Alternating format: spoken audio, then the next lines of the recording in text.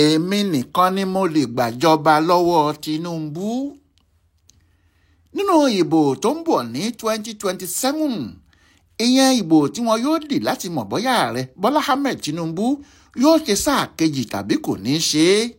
Alátakò kan tó yẹ kí Tinubu àti àwọn èèyàn ẹ̀ fura sí gan-an ní Rotimi Shibuso Amaechi ni o, ọmọ Niger Delta tó ń jẹ́ Rotimi. Ọkùnrin náà kórìíra Tinubu àti ìjọba rẹ̀ kò sì fi bò rárá. Ó sì dàbí pé bó ti mú kinní náà báyìí kò sí ohun kan tó fẹ́ ṣe láyé ẹ̀ báyìí ju kó gbàjọba kúrò lọ́wọ́ Tinubu lọ. Ó ti ní tí òun bá gbàjọba náà sáà kan péré lòun máa lò nítorí ọmọ ilẹ̀ Haúsá míì ló gbọ́dọ̀ wá ṣèjọba ní 2031. Ọlọ́run yóò gbé ìjọba sílẹ̀ fónítọ̀hún ni, èyí tó fi hàn pé ọdún 4 péré lòun yóò lò gẹ́gẹ́ bí olórí ìjọba.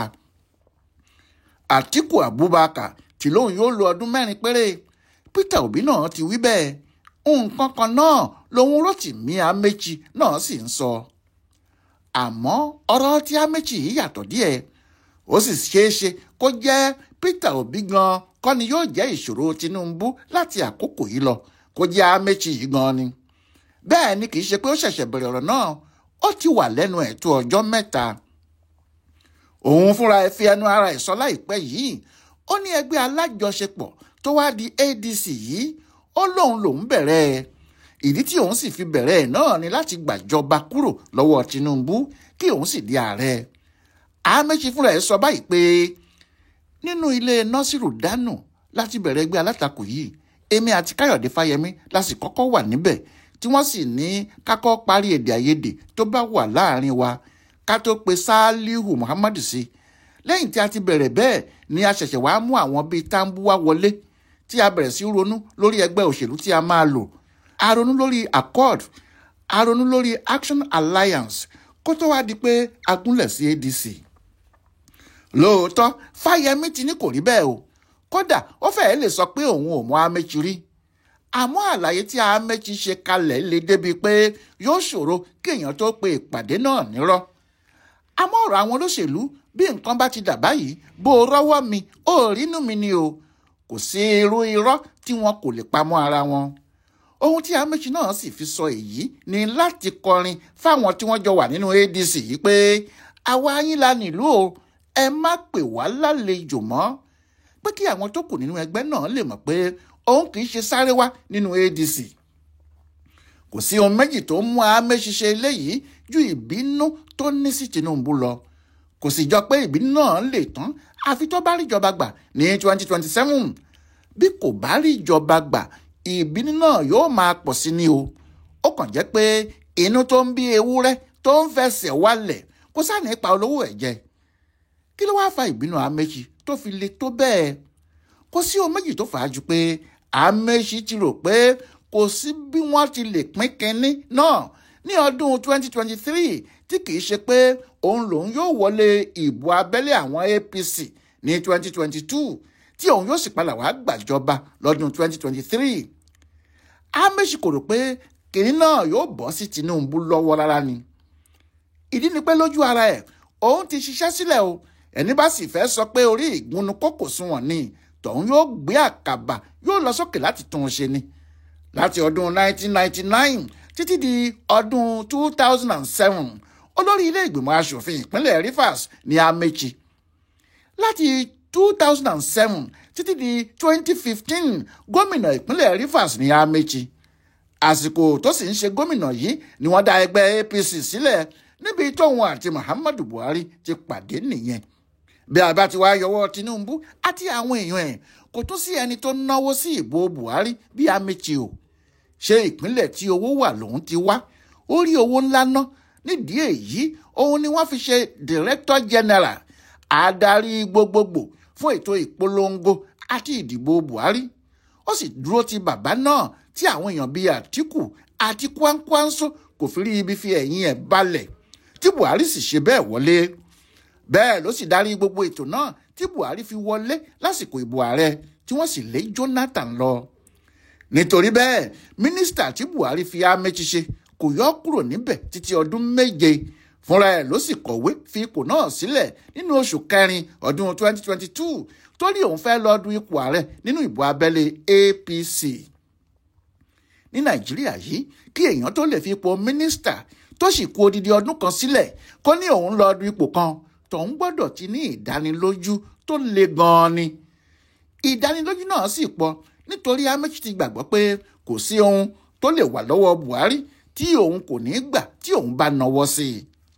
Ìfẹ́ tó wà láàrin Amaechi àti ìdílé àwọn Buhari pọ̀ débi pé nígbà tí inú ń bí Aishat, ìyẹn ìyàwó Buhari, sí àwọn kan tí wọ́n yí ọkọ ẹ̀ po tí wọn kò sì jẹ́ kẹ́nikẹ́ni súnmọ́ Buhari nígbà náà mọ́. Obìnrin náà sọ pé gbogbo àwọn tí wọ́n yí ọkọ òun ká yìí òun ò mọ̀ wọ́n rí o, òun ò mọ̀ wọ́n rárá. Ọkọ òun náà ò sì mọ̀ wọ́n ní gbogbo àsìkò tí àwọn ń ṣe kàmpéènì bò. Tinubu àti Amaechi nìkan làwọn mọ̀ o. Nítorí ẹ̀ ló ṣe jẹ́ pé lásìkò tí kálukú ti ń pariwo pé àwọn fẹ́ du ipò ààrẹ yìí, Aishat wá Amaechi lọ nínú oṣù kejì ọdún 2022 láti lọ́ọ́ bá a sọ̀rọ̀. Bẹ́ẹ̀ náà ló sì wá Tinubu lọ. Ohun tó ń ṣe ni pé kò fẹ́ ìjà láàrin Tinubu àti Amaechi. Obìnrin náà ń wò ó bí ẹnìkan yóò ṣe fi ipò náà sílẹ̀ fẹ́nìkejì ẹ̀. Àmọ́ kò sẹ́ni tó gbà nínú àwọn méjèèjì, kálukú fẹ́ tíráyé agbára ẹ̀ ni. Bí Amaechi sì ti fi ipò sílẹ̀ ló ti bẹ̀rẹ̀ ìrìn àjò káàkiri tó ń kàmpéènì tó sì ń sọ fún àwọn tí wọ́n bá fẹ́ gbọ́ pé Buhari ti fọwọ́ sí pé òun lòun yóò ṣe ààrẹ lẹ́yìn òun. Gbogbo èèyàn náà ló gbà bẹ́ẹ̀ o, nítorí ní gbogbo àsìkò náà àjọṣe àárín Tinubu àti Buhari kò fi bẹ́ẹ̀ dán mọ́rán rárá.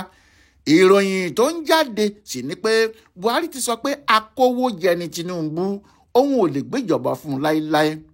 Bí àwọn kan sì ti ń pariwo pé Yẹmí Ọ̀ṣínbàjò tí í ṣe igbákejì ẹ̀ ni yóò gbé fún, bẹ́ẹ̀ làwọn míì ń sọ pé rárá o, Amaechi ni. Nígbà tí Mamman Lawan, olórí ilé ìgbìmọ̀ asòfin nígbà náà, wá tún jáde pé òun fẹ́ kọ̀ǹtẹ́ẹ̀sì, gbogbo èèyàn gbà wáyé pé Lawan ni Buhari fẹ́ mú.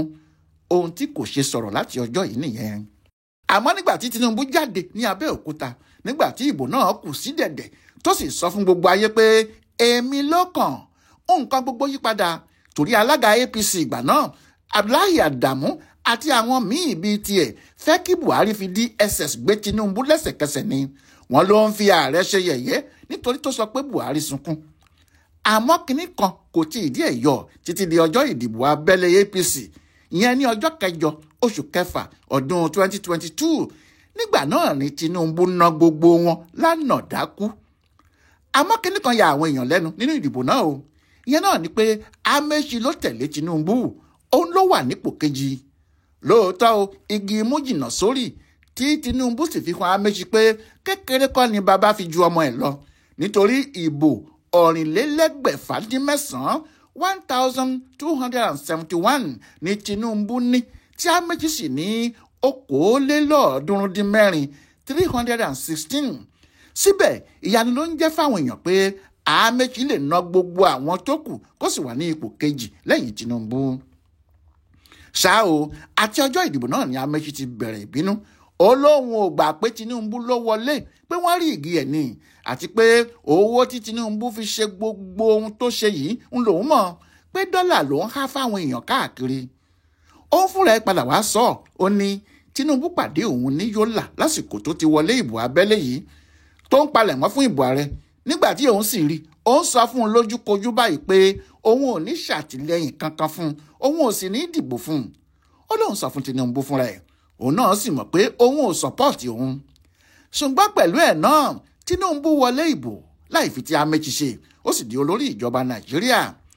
Láti ìgbà yẹn ni inú gèdè ti ń bí Amaechi o, tó sì ń wá àwọn èèyàn kúnra láti dá ẹgbẹ́ alátakò sílẹ̀. Lóòótọ́ ẹgbẹ́ alátakò wọn yìí, ADC, kò tí ì mọ ẹnìkan o, ṣùgbọ́n Amaechi ti ń gbé ara ẹ̀ síwájú. Ohun tó sì ń sọ ni pé òun lòun dáa jù, torí òun nìkan lòun ní oògùn àti ètò tó lè mú Tinubu. Ó ní òun nìkan lòun lè gbàjọba lọ́wọ́ ẹ̀, torí òun mọ ibi tó kù sí, òun mọ ibi tí gbogbo agbára ẹ̀ wà, òun sì mọ ọ̀nà tí òun lè gbà mú un.